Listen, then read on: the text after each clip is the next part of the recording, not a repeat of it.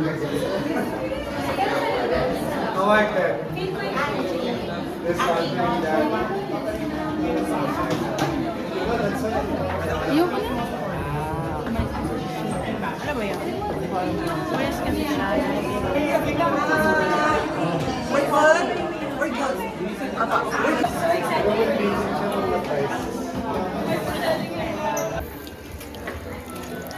First, we have the very beautiful Annalene Salvador as Ina.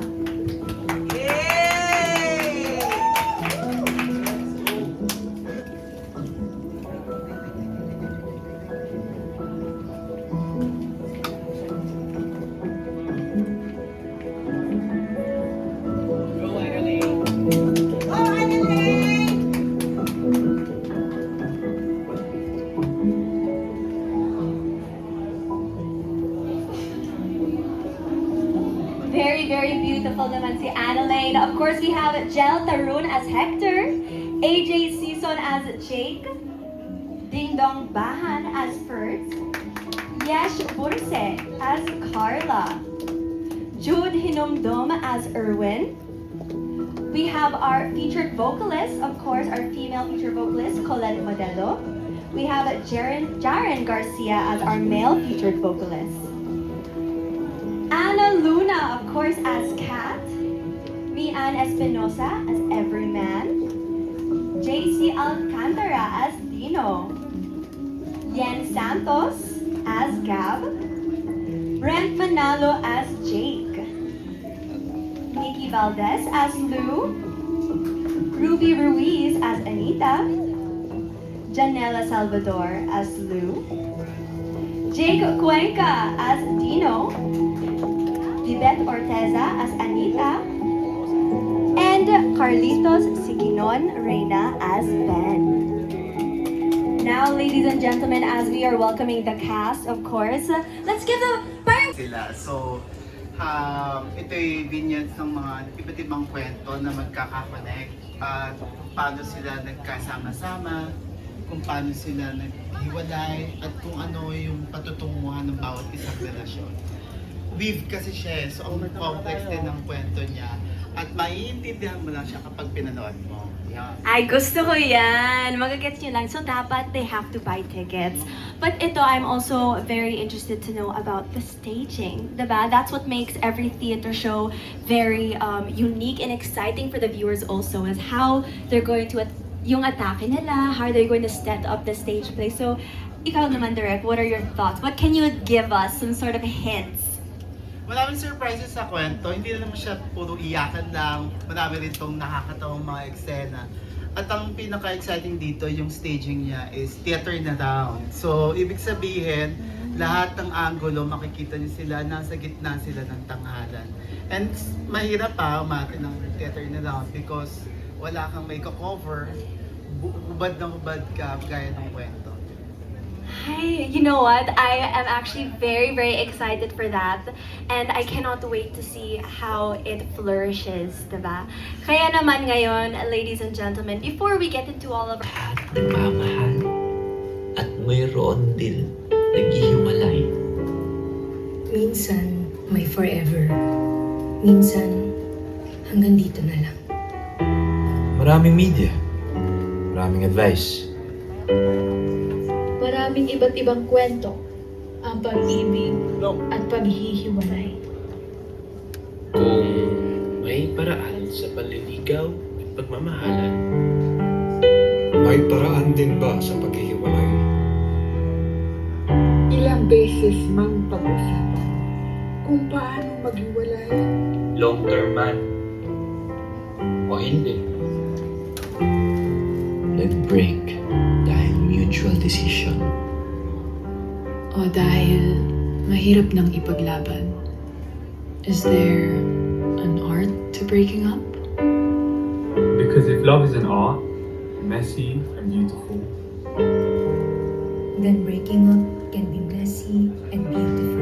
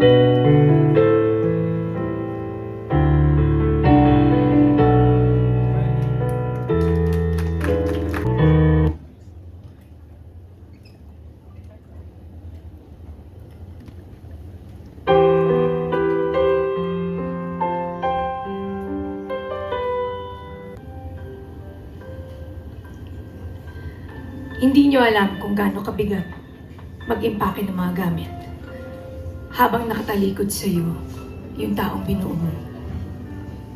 You look at them and you suddenly realize, wala na. Hindi mo na siya mahal. Most guilt-ridden feeling in the world. Para kang mamamatay tao who has to watch the life slowly drain out of their victim's eyes. Kaya dadaan mo na lang sa text. Sa blacklist. Doon sa dahan-dahan hindi mo pag-reply hanggang makaramdam na lang siya. It's not because you don't care. Kundi dahil duwag ka. Sobrang duwag mo makita kung paano mo dahan-dahang dinudurog yung taong walang ibang ginawa kundi mahalin ka. I literally turned off all of my notifications. Hindi ko kayang mabasa yung chat ng nagmamakaawang mapagbalikan sa akin. Mas madali pa rin yan kaysa maiwan dun sa apartment na sabay nating binuo. Yung ikaw na lang mag-isa, yung magpupulot ng mga hibla ng buhok niya sa unan habang nagwawalis. Balak, bawat sulok ng bahay. May multo ng mga pangarap na sabay nating tinipid para lang matupad. You left me with a lease contract and a half-empty closet. Sa tingin mo, titira pa ako dun? Self-sabotage. Yung gabi-gabi mong tatanungin yung sarili mo kung saan ka bang nagkulang. Masyado ba akong mabilis sumuko o sadyang hindi lang talaga ako sapat? We can delete hundreds of pictures in just one click. Pero sana itinuro mo na lang sa akin kung paano i-delete ang alaala mo sa utak ko. Yung promise mo na ako lang pero iniwan mo pa rin ako? So paano? Kasi bawal na tayong magalit ngayon, di ba? Bawal mag-eskandalo. We have to be mature. Kailangan sibilisado. Eh putang inang maturity naman pala yan eh. Masakit. Gusto kong sumigaw, gusto kong magwala, gusto kong isampal sa buong mundo kung paano mo akong winasak. Bakit ako lang yung kailangan gising ng 3:00 ng umaga habang ikaw ang sarap ng tulog mo na parang hindi ka nanira ng buhay ng iba? Ang gago, di ba? Pagod na rin ako. Pagod na akong mag-adjust sa ugali mo, sa mga galit mo, sa bawat maliit na bagay na paulit-ulit mong sinusumbat sa akin araw-araw. Sabi mo nasaktan ka?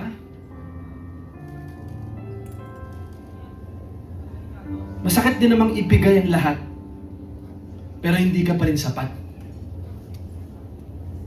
Napuno lang tayo ng mga pabulong na insulto. Kaya kung minsan, the easy way is the only way para hindi tayo magkatuluyan, magkapatayan. Ay, mas gusto ko lang lumaban kasi sa wala akong maramdaman. Tatawagin niyo akong tanga, tatawagin niyo akong marupok, pero mas pipiliin ko pa rin umasa doon sa 1% tsansa na baka bukas bigla mo akong maalala. I keep our chat unarchived. Paulit-ulit kong tinitignan yung active status mo. Umaasa ako na kahit papaano, magkamali ka na, mag-send ng message sa akin. Na mahal mo pa ako. Noong nag-break kami, na parang walang nangyari, sabi ko sa sarili ko, naku, okay lang yan, madali lang to. Pero, gabi-gabi, bago ako matulog, naghihintay pa rin ako na may matanggap akong mensahe galing sa kanya na, "Hoy, joke lang yung breakup natin ah. Binabawi ko na. Ayokong mawala ka eh." Ganun pala yun, no? Kapag ginawa mong biro yung breakup. I mean, naman, di ba? Sino ba bang tangang susugal sa pag-ibig sa relasyon na ganito? Diba? Sa panahon ngayon, parang lahat naman tayo may kanya-kanyang bit-bit na bagahe, di ba? Bawat bagong hello, may kasamang takot yun kung kailan yung susunod na goodbye. I mean, why would you even risk opening your heart to someone kung alam mo naman may kapangyarihan silang masakin ulit yung sinikap mong buuin ulit sa sarili mo. So, hindi na lang. Dahil sa kabila ng mga iyak at ng mga gabi na literal na hindi tayo makahinga, gusto pa rin nating subukan. We are terrified. We are scarred. At paulit-ulit nating isinusumpa sa sarili natin na hindi na tayo magmamahal muli. Pero kapag dumating ang tao who's willing to listen to the ghost of your past, dahan-dahan ka pa rin titingin. Magdarasal na sana sa pagkakataong ito, hindi masakit. Sana sa pagkakataong ito, siya na talaga.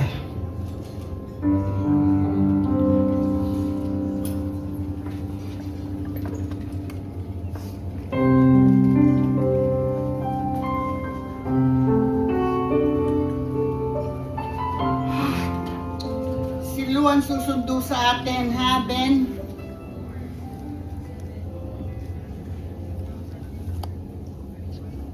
Sa bahay, sabi ko sa kanya, sa bahay na muna siya habang nagpapagaling ka. Alam mo bang iyak ng iyak yun? Galit na galit sa akin, bakit daw hindi ko siya tinawagan agad nung una kang inatake? Kako naman, hindi lang siya sanay. Pangatlong atake mo ito, so siyempre, sanay na ako. Tsaka isa pa, sabi naman ng doktor, magiging okay ka raw. Dahil nasobrahan ka lang ng taba. Pero may kung sinasabi sa'yo, bawas-bawasan mo, ang sagot mo, paminsan-minsan lang naman, o kita mo nangyari. Kasi kung anong bawal, ayaw mo pa rin tigilan. Mahal mo ba ako? Ha? Narinig mo ako? Tigilan mo nga ako, Ben. Matanda na tayo, hindi na pinag-uusapan yan. Anita. Bukas na raw bibisita si Dino. Total naman daw, hindi ka na ICU. Ay, teka muna. Yung reseta, nasaan na? Saan ko ba nilagay yun? Ikaw, ready ka na ba? Baka gusto mo nang umihi. Nag-text na si Lou. 10 minutes daw, nasa baba siya. Ay, alam ko na. Dapat ngayon pa lang bumaba na tayo para hindi na siya magbayad ng parking. Ay, naku, si Dino. Mukhang nagmana sa'yo. Hindi mapagsabihan. Hindi mapigilan. Pagpunta nun sa atin bukas, huwag mong yayayaing uminom, ha? Hindi ako uuwi. Ha? Hindi ako uuwi sa atin. Eh, saan mo gustong pumunta? Hindi papayag ang Dr. Ben. Kabilin-bilinan niya, diretso ka sa bahay sa kondisyon mong yan. Anita. Totoo naman. Ikaw kasi ang tigas ng ulo mo. Ako na nga pinagagalitan ng mga anak mo pag pinapabayaan kita. Ang nasasabi ko na lang sa kanila, ang tatay niyo kasi, ang tigas ng ulo.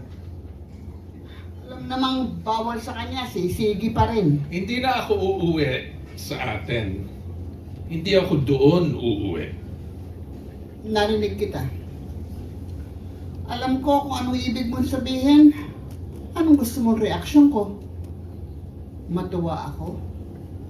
34 years, Ben. Hindi ka ba napapagod?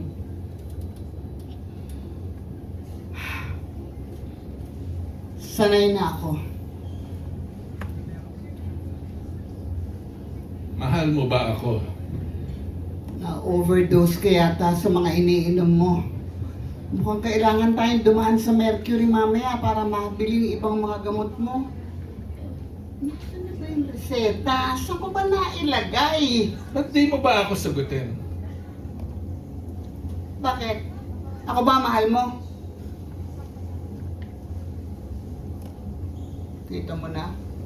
Tapos ako tinatanong mo. Uy, ayun, dito ko pala nailagay. Nga pala.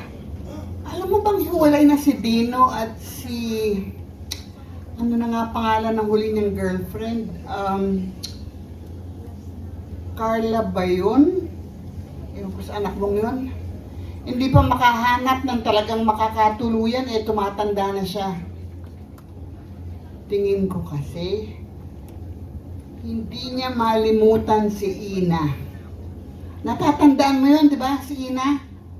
Yung iniyakan niya ng iniyakan, tapos ayaw niyang aminin na iniiyakan niya, halatang halata namang heartbroken siya. Bakit ayaw mong sagutin ang tanong ko?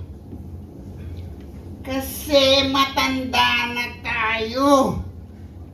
Kasi pinagdaanan na natin ito. 25 years ago. Oo. Hindi ko nakakalimutan yun. Na minsan naghiwalay na tayo pero sinubukan nating ayusin, magkabalikan. At walang araw na hindi ko pinagsisihan kung bakit hindi pa nga tayo talagang naghiwalay. Mula noon, lagi natin pinagdadaanan ito. Lagi na lang. Ang tanga talaga natin. Hindi natin alam kung paano maghiwalay. Hindi pa uli para... Magkasama nga tayo pero matagal nang hiwalay, di ba? Tinext ko na si Lou. Sabi ko bakit ang tagal niya. Ayaw mo ba na maghiwalay na nga tayo? Hindi ko alam. Paano tayo maghihiwalay? Sino magpapaalala sa iyong uminom ng gamot? Sinong magsusugod sa iyo sa ospital kapag inaatake ka? Sinong magpapaalala sa iyo pagkabawal ang Para namang napagbawalan kita kahit kailan, ano? Di ka naman humihinto eh. Gagawin mo pa rin ang gusto mong gawin kahit hindi dapat. Pinigilan mo akong umalis dati kaya nandito pa rin tayo. Mag-asawa, pero hindi. Hindi kita pinigilan. Hindi?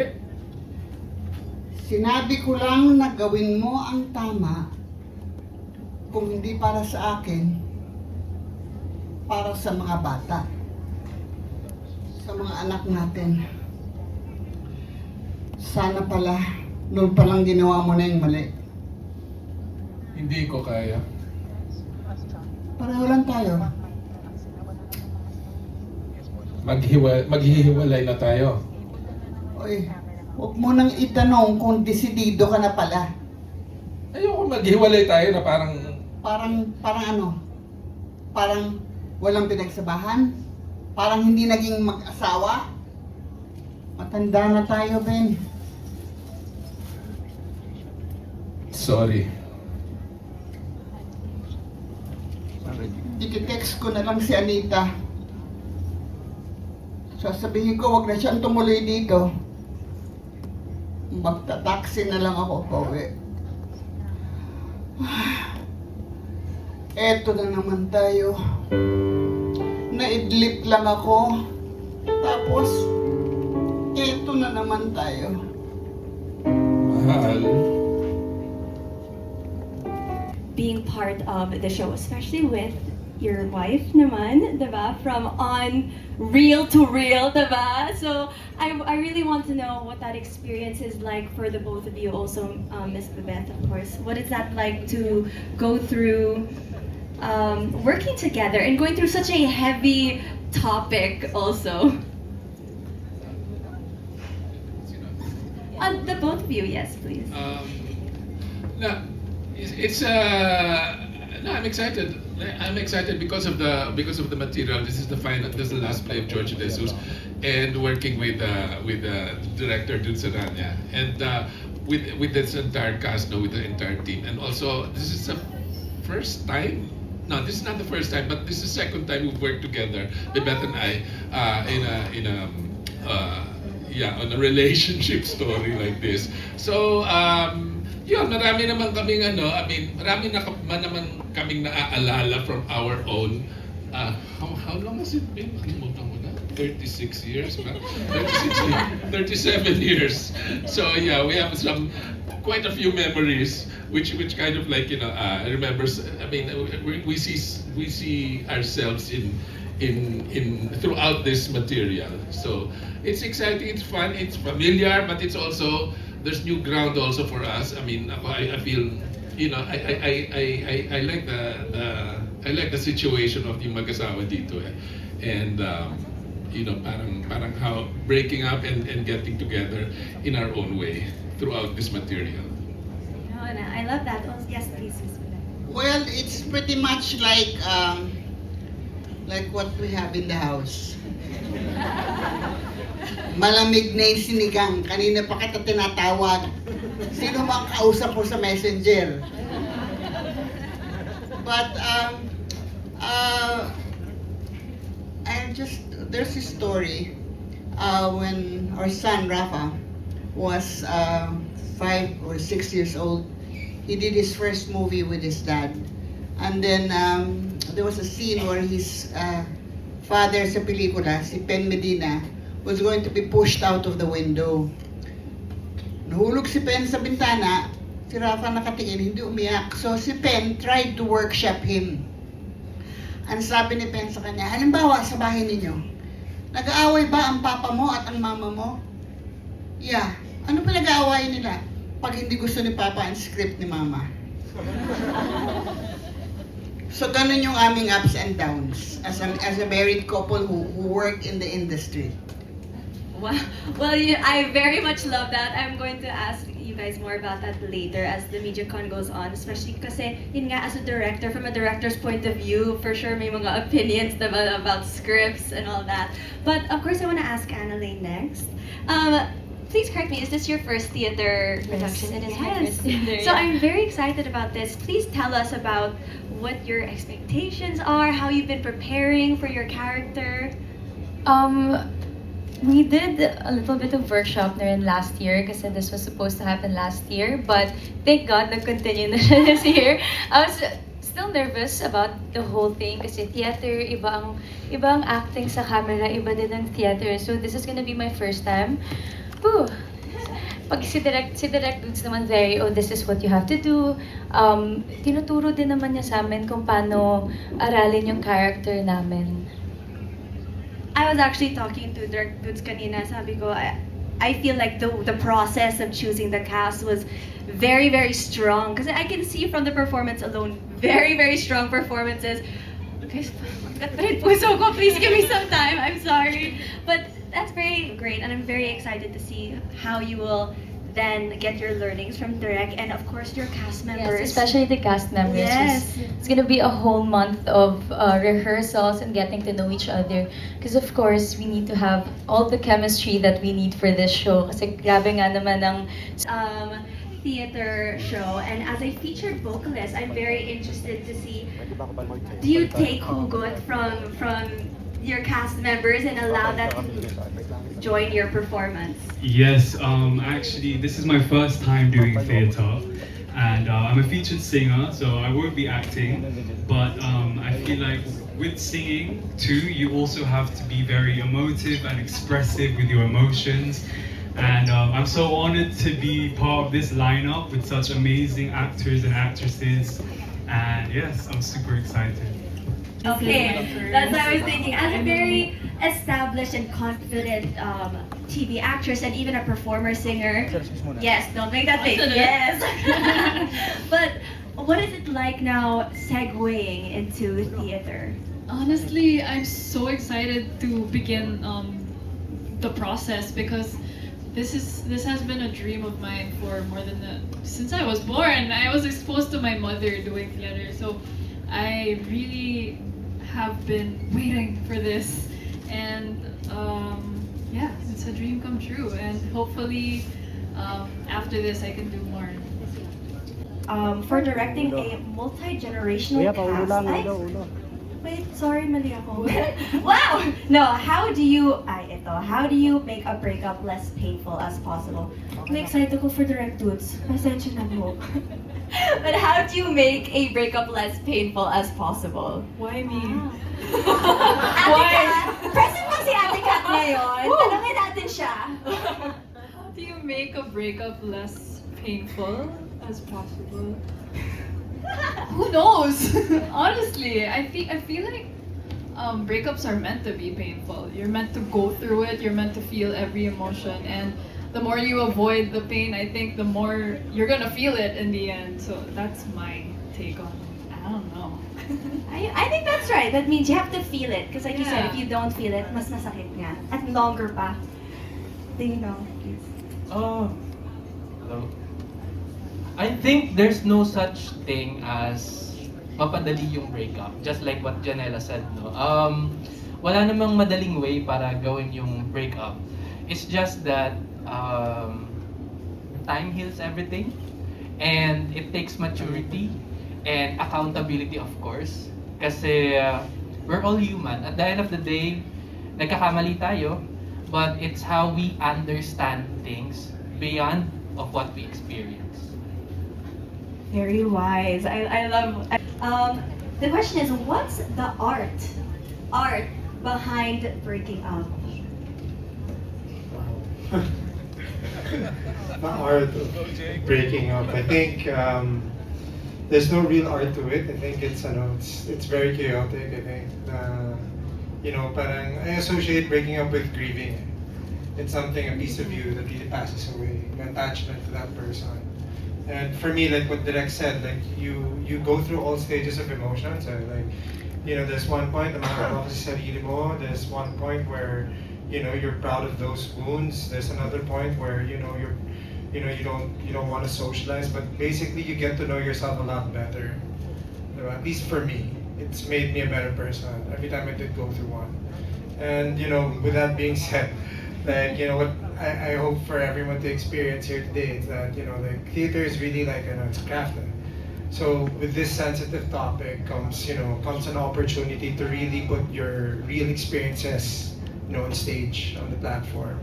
And for me personally, like sabi nga ni Direk, simple ng words, but to me parang I found myself using these words in many different phases of a breakup or grieving. So thank you so much for the opportunity, and at the same time parang just grateful to have a project like this. It's a coming together of mainstream actors and theater actors, and grateful to be able to perform in PETA as well. So thank you. Yeah. Thank you. Very wonderfully put. I agree. It's very hard when you're on stage, putting your personal experiences. But that's the beauty, that's the gift of it's the gift of the craft, it's the gift of theater. So sana po tulungan niyo po kami spread the word, Art of Breaking Up this November and December. Thank you po. Miss Vivetti, ikaw naman po, what would you say is the art of breaking up? Well, right now, the biggest breaking up that we're seeing is the impeachment trial.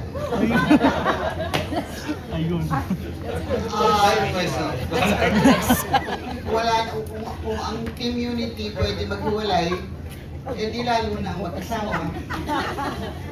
So, there's no art to it. It just happens, it happens. And what can we do? Pero, ang mga anak will play a big role in each situation sa breaking up. Yung kailangan intindihin pareho ng mga magulang na maghiwalay kung paano aalalayan ang kanilang mga anak through the separation. They have to make clear to the children, halimbawa, na things will not change as far as the parent-child relationship is concerned. Maghiwalay ang mag-asawa, pero sila pa rin ang nanay at tatay ng kanilang mga anak. Thank you. It's wonderful also hearing that from Kian Santos, gusto ko yung character niya, nagpumura sa lahat and feel ko, yun lang pala yung reason. oo, parang sarap mailabas lahat doon. And parang easy lang sa akin magmura talaga. And bilang actor, kailangan natin maging professional sa lahat ng tao. And yeah, yung Kian gusto ko. Interesting. Okay. Next, Actually, same kami ng sagot.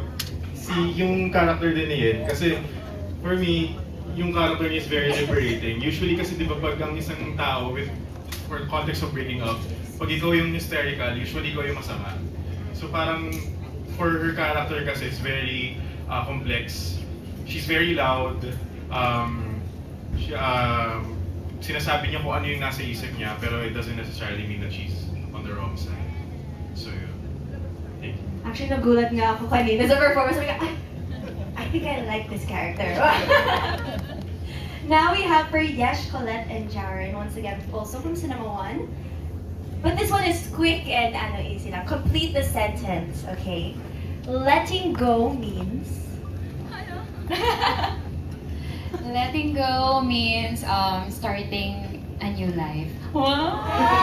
Love it. Dapat start a new life agad? Oo. Hindi ba pwede start a new dating muna? No, new life agad. Kasi letting go na so move on na. Okay, next. Okay, love it. Colette. Letting go means forgiveness. Forgiveness. Okay. I like that. No need to explain. Yun na.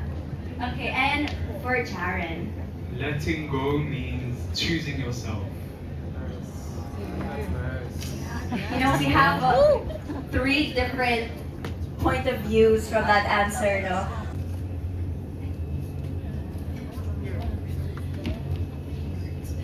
Masakit. Masaya. Relatable. Yeah, sige pa. Thank you. Yun. Sige, one word na lang, one word. Sorry, Miss Nikki, one word na lang. Kasi dami na yun naman din. Unforgettable. Wow. I love it. Totoo naman, unforgettable naman talaga. Fun na lang. Fun. Fun yung breakup. Depende. Heartbreak.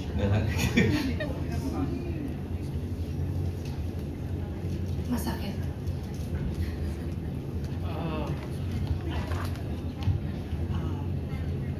It's an art. It is. For me, chaotic.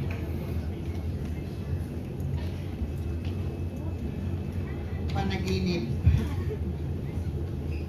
Ako po, roller coaster.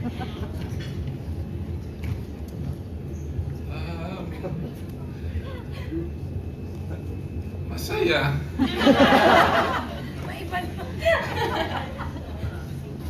Ano po? Lesson.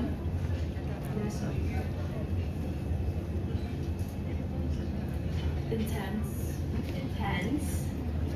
Sa akin, totoo. For me, cathartic. Spell ka. ChatGPT niyo na lang. Google nyo, sabi niya. Cathartic. Passionate. Ala, sabi nila. An experience. Wow! 2 words yan Emotive. Dapat. Intimate. Okay, a very, very from masaya to when somebody or when you go through a breakup, and I always based on experience. Kasi at some point, naging tanga tayo, di ba? And based on experience, when you're going through a breakup or you're about to, or you broke up with someone already, it gets harder. Habang tumatagal, the temptation comes. So, to choose yourself, to choose peace, kung gusto mo pang ma-maintain yung sanity mo, then okay lang na maging maintindihan, pero huwag tayo umabot sa point na magiging tanga tayo. Yun. Noted you a breakup? Yes, but practical advice to help mo. Learn acceptance. It's easier said than done, but yun talaga, parang acceptance of the situation. Yun ang pinakamahirap to accept. Yes, and I think you learn a lot after. Yes, Annette. Ako naman, based on my experience. Ay, based on your Charot. experience. Puppy love lang po. Siguro po, heal yourself muna. Or, love yourself. Kasi, para ready ka na ulit na mag-love. At least, alam mo na yung worth mo. Kumbaga, alam mo na yung halaga mo. Try to veer away from the pain, try to alleviate the pain by wasting away, hantay na rebound, magiinom. Pero it's simple. Once every single day you try to teach yourself to go through the pain, one day you're just gonna wake up na wala nang sakit, na napagdaanan ko na siya, so you're free to love again and fully healed ka na. So yun. For me, parang tama, I agree with everyone says na the only way out is through. Parang you really have to go through everything. There's no shortcut. But ako more than anything, siguro my advice for someone who's going through a heartbreak is let them. You know, let them. It is what it is. Diba? The person's gonna do what they're gonna do, and then it's an opportunity for you to ask yourself, now let me invest in myself. Let me follow through with my promises to myself and make my dreams come true. So yeah, let them. Let them. Very, very well said. Now, Both of that, because there was a point in his life na grabe siya magmahal to the point na it broke him. That's why you could say na medyo naging malamig siya. Avoid that in a way. So yeah, I guess you could say na pareho siyang ganun. grabe na yung chika talaga ako.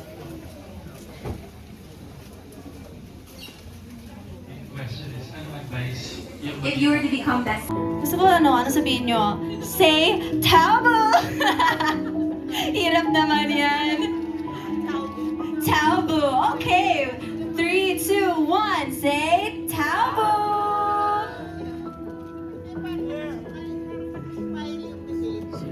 Okay. Maghiwalay. Yes. Yes, sorry. I didn't think of it. Okay, ready?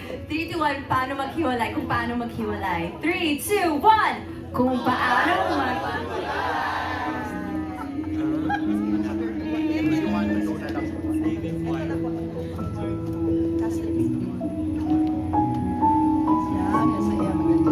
Now we have our special cast announcement. This is actually going to be our scheduling announcement.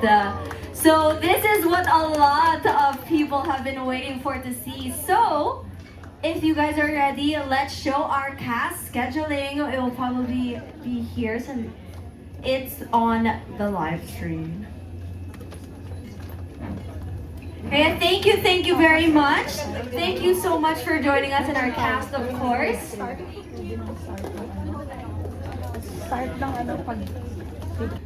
Ben, Carla will be Yesh, Dino will be Jake Krenka, Irvin will be Jude, first is Ding Dong, Gab is...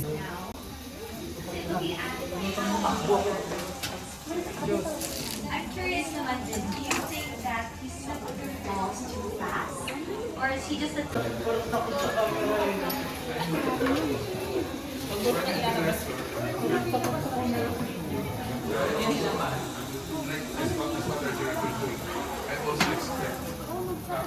As a director, I would also expect each of the actors.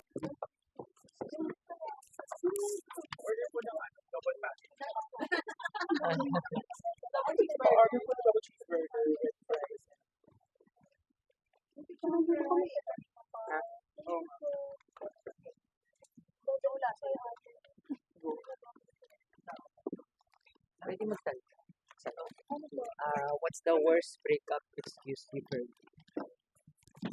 What's the worst breakup excuse? Feel ko yung hahanapin ko muna yung sarili mo. Ay, sarili ko. Naliligaw ka? 'Di ba? Sasabihin, hahanapin ko muna yung sarili ko. San ka ba? Ganon.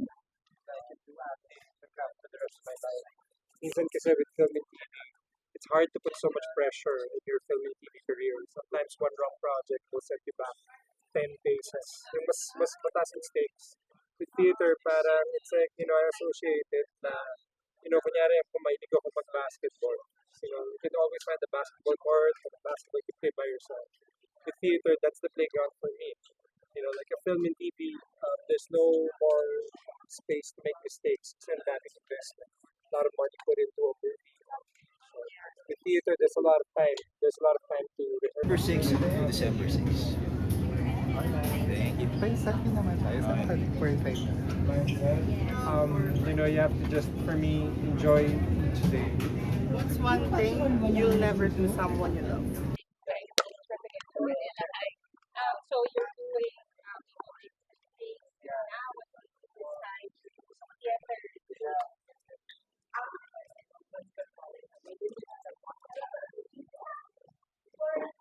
Thank you po. Bye-bye. Ay, pero huwag niyo po ipopost sa Karen. personal mo lang.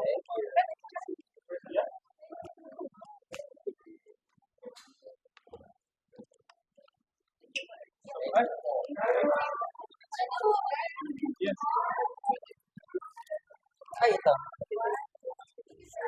Jared, one question. What's the worst breakup excuse you've heard? The worst breakup excuse I've heard Yes.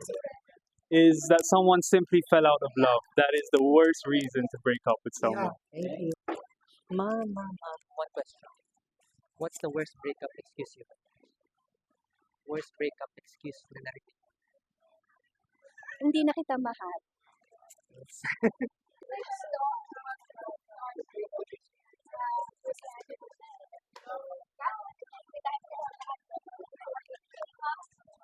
November 6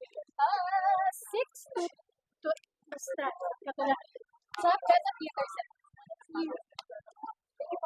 Ana, one question.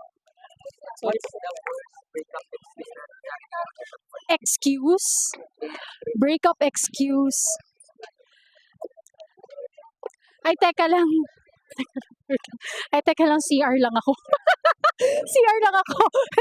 Hindi, narinig ko lang na. Tapos wala na. Pagka-CR niya, umalis na siya. Yun ang breakup. Thank you. One question. Ay, so, tig-isang tanong.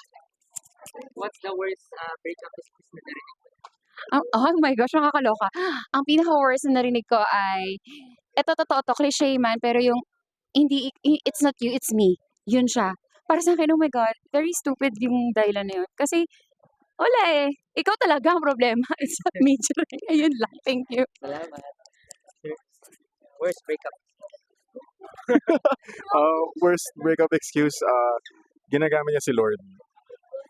Diba? So, intense. Yan. Worst breakup excuse. Worst breakup excuse, wala. Hindi nagparamdam. Ng ghost. Ng ghost. Ng ghost. Yeah. Thank you.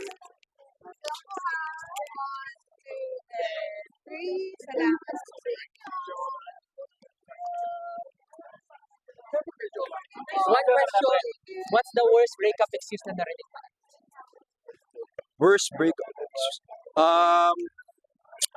Hinahanap ko pa yung sarili ko. Okay, thank you.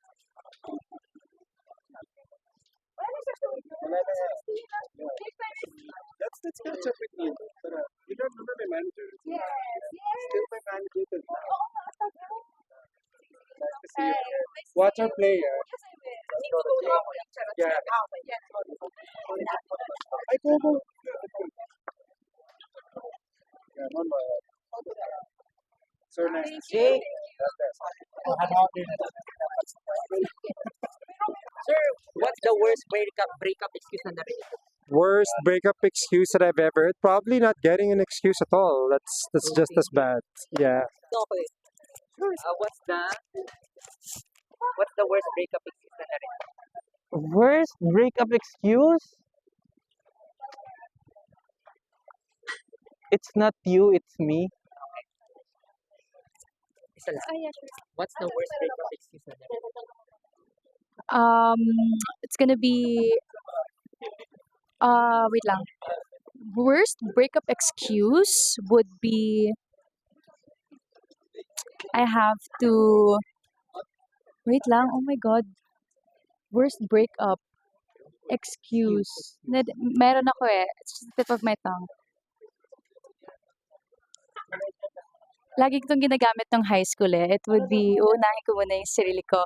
And then, end up being with someone after like a few weeks. Yeah. High school days yung yun. Thank you! What's the worst breakup excuse na narinig? Breakup excuse na narinig ko? Oh my God. Ano nga ba? Worst breakup excuse. I wasn't ready. For what? It's a mystery. Thank you. Ano lang, hindi actually mga videos lang ng mga invite. Ay, one question. Habang wala pa. Or dito. What's the worst breakup excuse na narinig? Worst breakup excuse. Sa personal ba? And pwedeng sa'yo, pwedeng ito. General, pinaka-worst na narinig.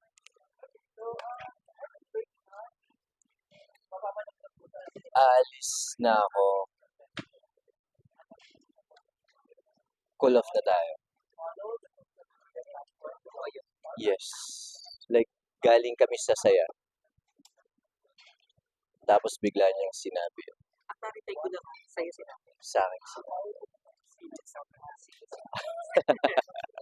Thank you.